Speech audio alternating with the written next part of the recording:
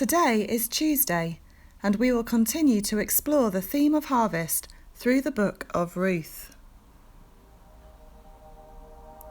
As I enter into prayer now, I pause to let go and to let God,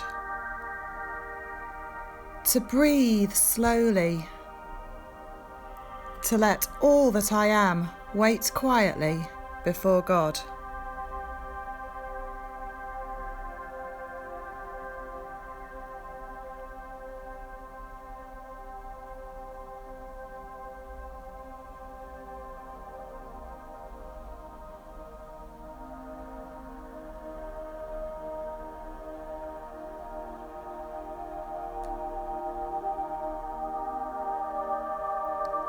Creator God, stir up a hunger in me that seeks to live not on bread alone, but on every word that comes from your mouth.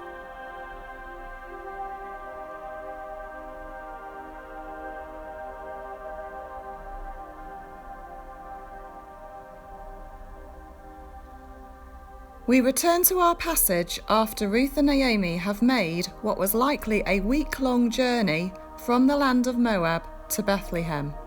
Reading from chapter 1, verses 19 to 22. When they arrived in Bethlehem, the whole town was stirred because of them. And the women exclaimed, "Can this be Naomi?" "Don't call me Naomi," she told them. "Call me Mara, because the Almighty has made my life very bitter. I went away full, but the Lord has brought me back empty. Why call me Naomi? The Lord has afflicted me. The Almighty has brought misfortune upon me." So Naomi returned from Moab, accompanied by Ruth the Moabitess, her daughter-in-law, arriving in Bethlehem as the barley harvest was beginning.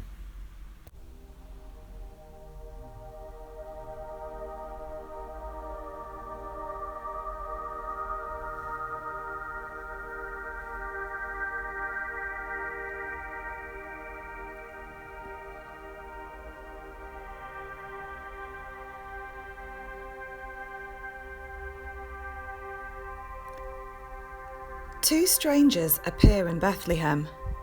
Ruth is an obvious outsider. She probably looked and sounded different to the Bethlehemites. But Naomi was clearly known to the community and recognised by them. However, as her comment to them reveals, she had returned a changed person. "Don't call me Naomi," she says, which means pleasant. "Call me Mara," which means bitter. Naomi is hurting. She is dealing with disappointment, and her bluntness reveals how she is also grappling with God's role in her tragedies. How is this season affecting me? What name would I give myself?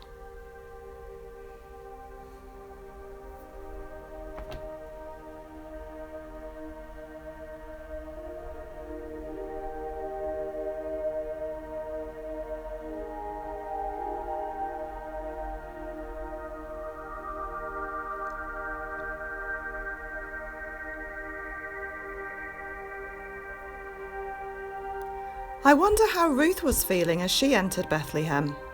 She was the obvious outsider. Bethlehem was only a small community, so she would have been noticed. Do I look up and notice? Do I take the time to look around me to notice those on the edge? Ruth was quickly identified by the labels Moabite and Naomi's daughter-in-law, but as people got to know Ruth, she became known as a woman of noble character. Am I too quick to label people? Stir up my heart, Lord, to notice those you want me to notice.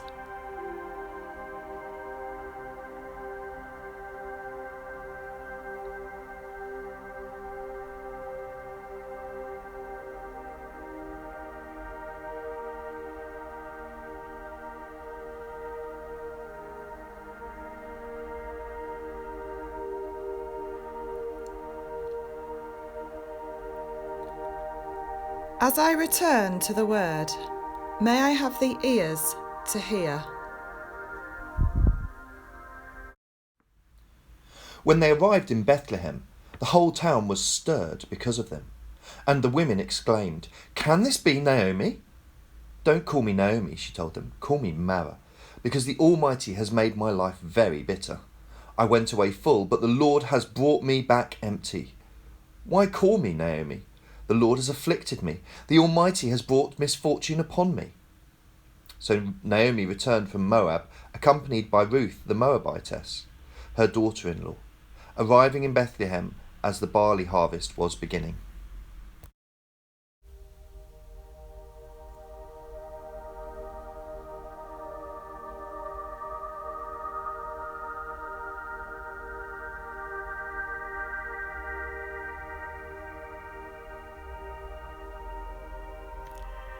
Perhaps another outsider in the story is God. God is hardly mentioned in the book of Ruth, but despite this, he is active throughout, working behind the scenes to bring things together for good. I might not always see it or feel it, but where might God be working behind the scenes in my life?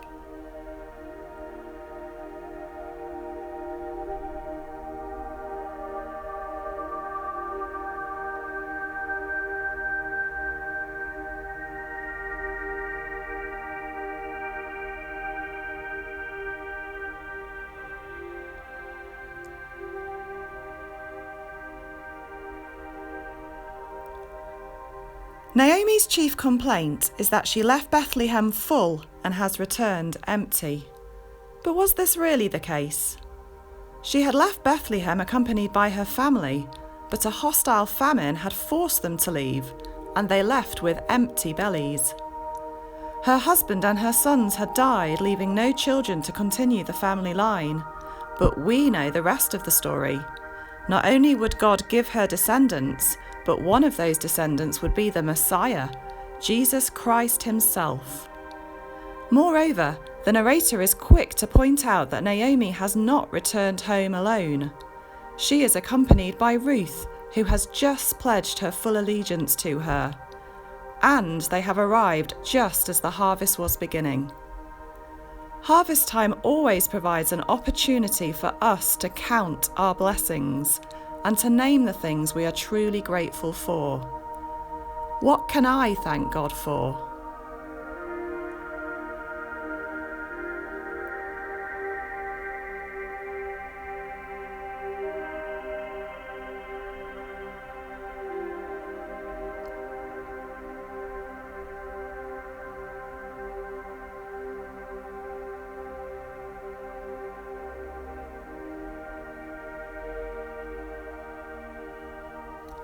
I thank you, good Father, for your good gifts.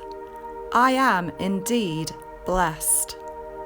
Thank you that although my circumstances change, you remain the same.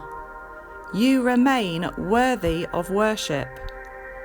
When you give and when you take away, may I continue to praise you. Amen.